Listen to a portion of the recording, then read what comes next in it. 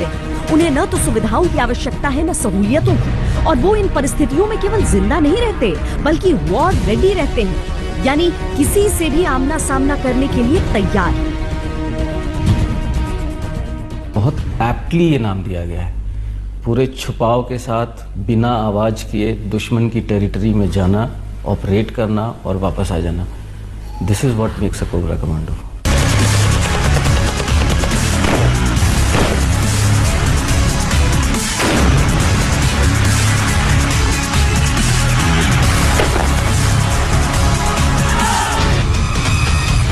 Cobra यानी commando battalion for resolute action. CRPF की इस शानदार टुकड़ी का काम है नक्सलियों का काम तमाम करना, और अपने गठन के 9 साल के भीतर ही वो खौफ का दूसरा नाम बन चुके हैं। उसे किसी चीज का डर नहीं है और उसको ये पता है कि ये काम जो है, जो मुझे टारगेट दिया गया है, जो मुझे अचीव करना है, वो सिर्फ मैं ही कर सकता हूँ, और अगर मैं नहीं कर पाऊंगा तो शायद कोई भी नहीं कर पाएगा। लेकिन अगर आप इन कमांडोज का ऑपरेशन देखेंगे, अगर इनकी काबिलियत से रूबरू होंगे, तब एक किंग कोबरा से इनकी समानताएं भी आपको नजर आएंगी। जमीन चाहे पथरीली हो या पत्तों से ढकी, इनके कदमों में मानो आहट ही नहीं। भारी बारिश हो या चिलचिलाती धूप, इनकी सांसें और धड़कनें तक खामोश रहती। मैडम, जंगल में हम चलते हैं, जब हमारा जो सेक्रेटरी पे ये होता है, चलते टाइम अगर कोबरा चलते हैं वो हमको पता नहीं चलता है कि कैसे जा रहा है। जैसे कि कोबरा हम भी यहीं से चलते हैं, जब हमको पता है, बगल वालों को भी, दुश्मन को भी पता नहीं चलता है कि हमको जा रहा है कोबरा कमांडो। जब कमांडोज की टुकड़ी जंगल में दाखिल हो रही होती है तो ये समझकर कि अगर लकी रहे तो 1-2 दिन में ऑपरेशन खत्म हो जाएगा, पर अगर दुश्मन चालाक निकला तो हफ्ता 10 दिन भी लग सकता है।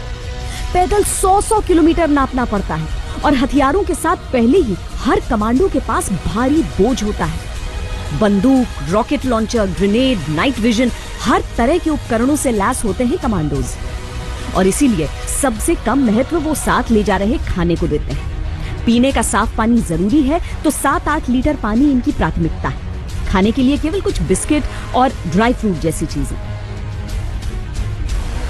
वैसे भी जंगल में कुछ पकाने का मतलब होगा दुश्मन को सतर्क कर देना। दिन में खाना पकाने से धुआं उठने का खतरा, रात में आग से रोशनी का खतरा, और खाने की गंध से दुश्मन को खुला न्योता। ट्रेनिंग के दौरान मैदान में मिले एक केकड़े को कच्चा चबाते कमांडोज ये कला प्रशिक्षण के साथ सीख चुके हैं। ये इनका शौक नहीं, जरूरत है।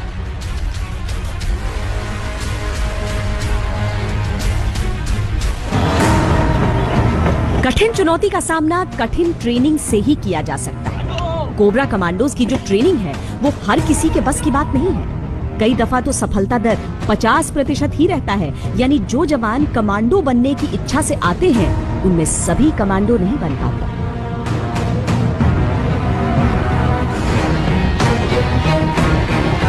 कमांडोज को कितना भी वजन उठाकर चलने की क्षमता होनी चाहिए। अव्वल तो इसलिए क्योंकि उन्हें हथियार और रसद उठाकर कई 100 किलोमीटर चलना होता है। दूसरा, कई दफा घायल या बीमार साथियों को भी इन सामान के साथ कंधों पर उठाकर इन्हें बढ़ना होता है।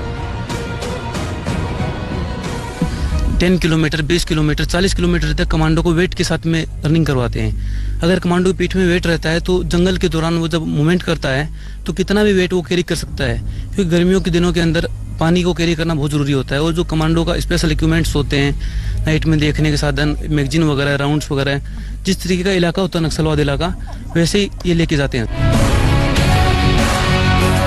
और ये किसी समतल जमीन पर नहीं चलते हैं। पेड़, पहाड़, गड्ढा, दीवार, इनका सामना किसी भी अड़चन से होता है। इसीलिए इनकी ट्रेनिंग में अगर एक छलांग में दीवार फांदना शामिल है तो पेड़ों पर टार्जन की तरह झूलते हुए आगे बढ़ना भी। सुरंग के भीतर से भी ऐसे रेंग कर निकलते हैं कि कोबरा को फेल कर दें। किसी भी तरह की बाधा इनका रास्ता नहीं रोक सकती। जो फिजिकल ट्रेनिंग है सर, ये कमांडो की जो स्टेमिना होती है ये हर लेवल में काम देती है। अगर एक कमांडो को एक दिन के अंदर 35 किलोमीटर 40 किलोमीटर तक चलना होता है नाइट में या डे में, तो उस ऑपरेशन में अगर उसका फिजिकल अच्छा नहीं होगा तो वो नहीं चल पाएगा।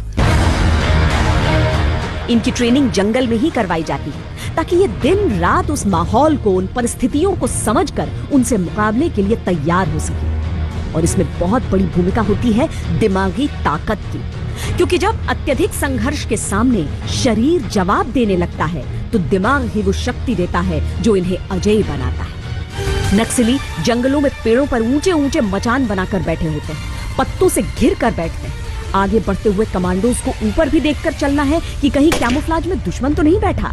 सामने भी देखना है कि रास्ता कहां से है, और नीचे भी देखना है कि कहीं मिट्टी के नीचे कोई लैंडमाइन तो नहीं।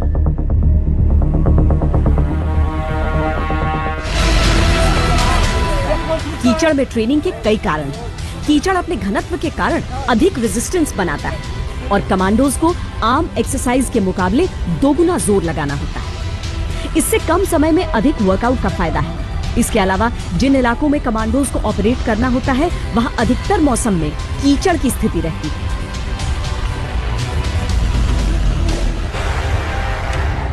हर टुकड़ी के पास ऐसा नाइट विजन दूरबीन होता है, पर नाइट विजन के जरिए देखने के लिए जिस आंख का प्रयोग किया जाता है वो करीब आधे मिनट के लिए अंधा हो जाता है। इसीलिए इसका प्रयोग कम से कम किया जाता है। इसके अलावा नाइट विजन का इस्तेमाल अमावस की रात या घने बादलों वाली रात में संभव नहीं होने का खतरा रहता है। कोबरा कमांडोज ने ऐसी कई रणनीतियां विकसित की हैं जिनके जरिए वो नक्सलियों की ऐसी कायराना कार्रवाई को मात दे सकें। हालांकि गोपनीयता के कारण हम यहाँ उनका खुलासा नहीं करेंगे। कोबरा कमांडोज का दस्ता इतना घातक होता है कि नक्सली उनसे टकराव से ही घबराते हैं। उनकी कोशिश ऐसी ही कार्रवाई की होती है कि किसी तरह छिपकर लड़ाई लड़ ली जाए, पर कोबराज उन्हें चकमा देना सीख चुके हैं। यूं तो नक्सलियों से निपटने के लिए कई एजेंसियां हैं, प्रभावित राज्यों की पुलिस के दस्ते, बीएसएफ, सीआरपीएफ, लेकिन नक्सली एक राज्य में हमला कर पुलिस से बचने के लिए दूसरे राज्य में छिप जाया करते थे। ऐसे में केंद्रीय बलों में एक ऐसे स्पेशलाइज्ड दस्ते की आवश्यकता थी जो इनसे इनके ही गढ़ में मुकाबला कर सके, जिनके लिए राज्यों की हदें दीवार न बने। कोबरा, ये आपको पता ही है कि नक्सलवाद की समस्या काफ़ी पहले से हमारे यहाँ रही है, स्पेशली सेंट्रल इंडिया के कुछ पार्ट्स में। तो हमारे पास सीआरपीएफ के पास, हालांकि सीआरपीएफ पूरे देश में अपनी ड्यूटियाँ करती है और स्पेशलाइज्ड ड्यूटियाँ करती है, लेकिन कोई स्पेशलाइज्ड विंग सीआरपीएफ में नहीं था, ऐसा स्पेशल फोर्स सीआरपीएफ में नहीं थी जो लॉन्ग ड्यूरेशन स्पेशल ऑप्स कर सके। तो इस कमी को देखते हुए, इस कमी को पूरा करने के लिए भारत सरकार ने निर्णय लिया कि 10 कोबरा बटालियंस जो हैं वो बनाई जाएंगी, जो कि स्पेशली ट्रेंड होंगी और स्पेशली मोटिवेटेड होंगी और स्पेशल अलाउंसेस उनको मिलेंगे और वो स्पेशल ऑप्स करेंगे। तो इस उद्देश्य के साथ कोबरा की स्थापना 2009 में की गई थी। कोबरा कमांडोज ने 2009 में अपने गठन के बाद से ही अपना सिक्का जमा किया। अब तक कोबरा कमांडोज को अपने बेमिसाल पराक्रम के लिए 10,118 अवार्ड से नवाजा जा चुका है, जिनमें 6 शौर्य चक्र, 1 कीर्ति चक्र शामिल है। जिस दस्ते का किस्सा हम आपको सुना रहे हैं वो 202 कोबरा कमांडोज 981 आंतरिक सुरक्षा पदक, 1 शौर्य चक्र मिलाकर कुल 1,246 अवार्ड जीत चुके हैं।